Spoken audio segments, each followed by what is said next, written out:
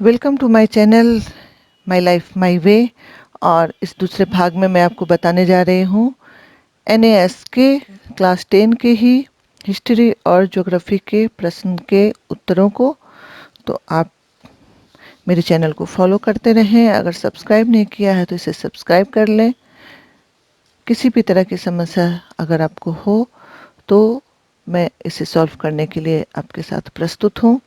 तो आइए हम देखते हैं हिस्ट्री के क्लास 10 के पहले प्रश्न को। पहला प्रश्न है, सरकारी अभिलेखागार किस कार्य के लिए व्यवहार करते हैं?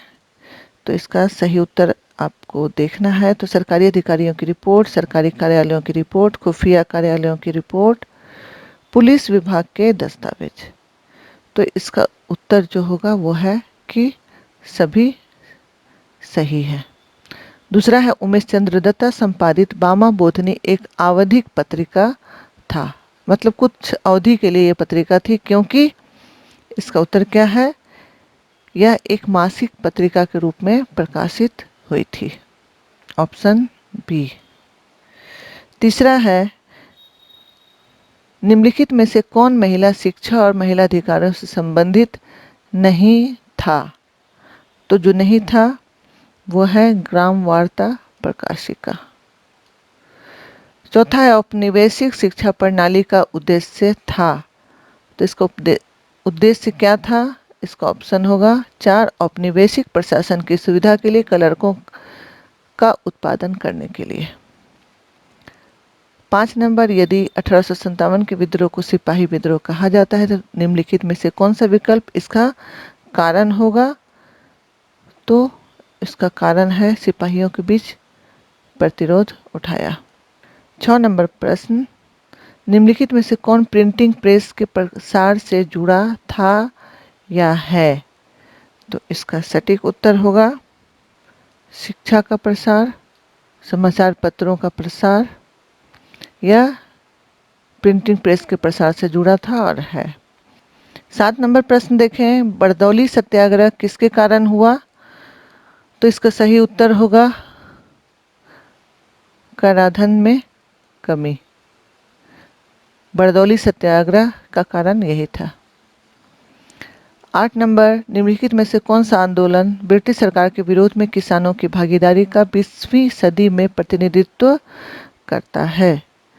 तो स्वदेशी आंदोलन, असहयोग आंदोलन, सविनय अवज्ञा आंदोलन, भारत छोड़ो आंदोलन। तो ये चारों सही होगा। 9 नंबर, 19वीं शताब्दी को संगठन का युग कहा जाता है क्योंकि इस समय कई राजनीतिक संगठन की स्थापना हुई। इसका सही उत्तर होगा option A. 10 number, Gaganendra Nath Tagore ने अपने कार्टूनों को किसके हथियार के रूप में इस्तेमाल किया था? तो इसका सही उत्तर है बंगाली बाबू संस्कृति की आलोचना। केवल 2 सही है। 11 नंबर, निम्नलिखित में से कौन सा राज्य विस्तार में सबसे बड़ा था? तो कौन सा राज्य विस्तार में सबसे बड़ा था? हैदराबाद। राज्य पुनर्गठन आयोग 1953 का गठन किया गया था सीमाओं के नामांकन हेतु। 13 नंबर प्रश्न, ब्रिटिश सरकार ने कम्युनिस्ट नेताओं को गिरफ्तार किया और मेरठ षड्यंत्र के शुरू करने का उद्देश्य क्या था? तो इसका सही उत्तर होगा वामपंथी आंदोलन को कमजोर करना। संथालों ने उपनिवेशवादी शासन का विरोध क्यों किया? इसका सही उत्तर है औपनिवेशिक शासन की प्रतिक्रिया के स्वरूप।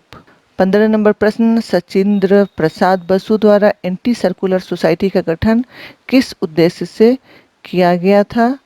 तो इसका उत्तर है निष्कासित छात्रों को पढ़ाना। 16 नंबर, जूनागढ़ को भारत में मिला लिया गया था, ये कब हुआ था? 1948 में। 17 नंबर, निम्नलिखित में से किस संस्था ने एल्बर्ट बिल विवाद में प्रमुख पहल की?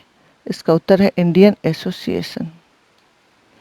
18 नंबर, ब्रिटिश सरकार ने 1872 में अधिनियम 3 की शुरुआत की, निम्नलिखित में से कौन इसका हिस्सा नहीं था? तो सती प्रथा। अब हम देखते हैं ज्योग्राफी के क्लास 10 के प्रश्न उत्तरों को। इसका सटीक उत्तर कौन सा होगा वह मैं आपको सिर्फ बता रही हूँ। पहला है, संसाधनों के सृजन और विकास में आपके विद्यालय की भूमिका को सर्वोत्तम रूप से इस प्रकार वर्णित किया जा सकता है। तो इसका उत्तर होगा, यह मानव संसाधन के विकास का कारण बनता है। प्रश्न 2, प्राकृतिक संसाधनों के सतत उपयोग के लिए आमतौर पर निम्नलिखित में से कौन सा उपाय नहीं अपनाया जाता है। इसका उत्तर होगा ऑप्शन 4। प्रश्न 3, निम्नलिखित में से कौन सहभागी वन संरक्षण का एक उदाहरण है। सामाजिक वानिकी। 4 नंबर प्रश्न, लैटेराइट मिट्टी की मुख्य फसल क्या है। इसका उत्तर होगा मूंगफली। 5 नंबर, निम्नलिखित में से किसी बहुउद्देशीय नदी घाटी परियोजनाओं को मुख्य उद्देश्य नहीं माना जाता है। तो इसमें से होगा जल प्रदूषण को नियंत्रित करना।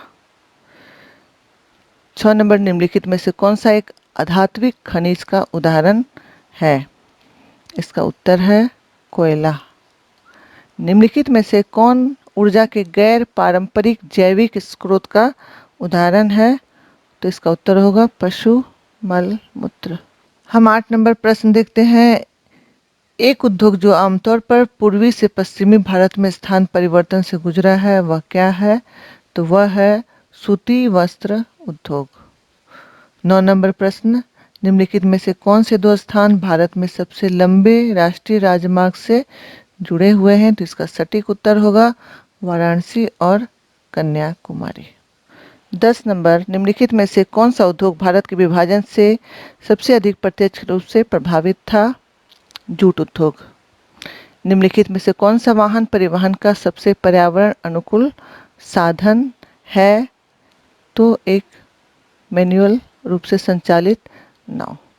12 नंबर, यदि आप भारत में कॉफी के बागान में हैं तो आपको अवश्य होना चाहिए किस क्षेत्र में। दक्षिणी भारत में। निम्नलिखित में से कौन सा कथन ऊर्जा के गैर पारंपरिक स्रोतों के लिए लागू नहीं है। इसका उत्तर होगा, इसके स्रोत आसानी से उपलब्ध नहीं होते। आधिकारिक तौर पर संचार का वह माध्यम जो हाल के वर्षों में भारत में विस्तार के कारण बंद हो गया था, आधुनिक और सस्ते विकल्प का उपयोग है। इसका उत्तर है टेलीग्राम। तमिलनाडु में कोयम्बटूर दक्षिण भारत का सबसे बड़ा सूती उद्योग कपड़ा उद्योग है। निम्नलिखित में से कौन सा इस उद्योग के विकास के लिए जिम्मेदार नहीं है। इसका उत्तर होगा कम विकसित परिवहन और संचार प्रणाली जो जिम्मेदार नहीं है। वाटरशेड प्रबंधन का मुख्य उद्देश्य है शुष्क मौसम के दौरान पानी की आपूर्ति। 17 नंबर, वर्ष 2015-16 के लिए फसल उत्पादन का आंकड़ा नीचे तालिका में दिया गया आंकड़ों को प्रदर्शित करने के लिए निम्नलिखित में से कौन सा दंड आरेख सबसे उपयुक्त है। तो इसका उत्तर है, मैं आपको प्रश्नों के उत्तर बता दे रही हूँ सिर्फ, लेकिन आप इसे खुद सॉल्व कर हल करने की कोशिश करें और ये उत्तर ये क्यों हुआ इसे भी आप खुद जांच करें और इसे समझने की कोशिश करें। मेरे लिए संभव नहीं था कितनी जल्दी मैं विस्तार पूर्वक आपको बता सकूं, इसलिए मैं सिर्फ इसके उत्तर आपको बता रही हूँ। अगला प्रश्न है, रेशेदार फसल पैदा करने वाले एक क्षेत्र और एक रोपण फसल को निम्नलिखित रूपरेखा मानचित्र में दिखाया गया है। भारत में तो 2 फसलों के नाम बताना है, रेशेदार फसल और रोपण फसल। तो इसका उत्तर होगा कपास और चाय। ये थे हिस्ट्री और ज्योग्राफी के प्रश्न उत्तर। तो अभी आपको हल करने के लिए सहायता करेंगे, लेकिन आप इसे विस्तार पूर्वक जरूर पढ़ें और इस तरह से ही अभ्यास करें। यह सिर्फ एक आपको पैटर्न दिया गया है, इस पैटर्न पर ही क्वेश्चन की आप तैयारी करें और ताकि आगे चलकर अगर एग्ज़ाम लिया जाता है NAS का तो आप उसमें इस पैटर्न पर अगर अपने तैयारी करेंगे तो उसमें सफलता पा सकते हैं और अच्छा प्रदर्शन कर सकते हैं। तो यह सिर्फ हल करके आप ये ना समझें कि आपने बहुत कुछ कर लिया, आपको इस आधार पर तैयारी करनी है। उससे पहले विद्यालय में आपको 25 और 26 तारीख को इसे हल करके आंसर शीट को अपने टीचर के पास अपने गार्जियन के माध्यम से भिजवा देना है। तत्पश्चात आपको बता दिया जाएगा कि कब इसका एग्ज़ाम होने वाला है। वीडियो देखने के लिए धन्यवाद। फॉलो करते रहें मेरे चैनल को। अगर सब्सक्राइब नहीं किया है तो सब्सक्राइब कर लें। वीडियो देखने के लिए धन्यवाद।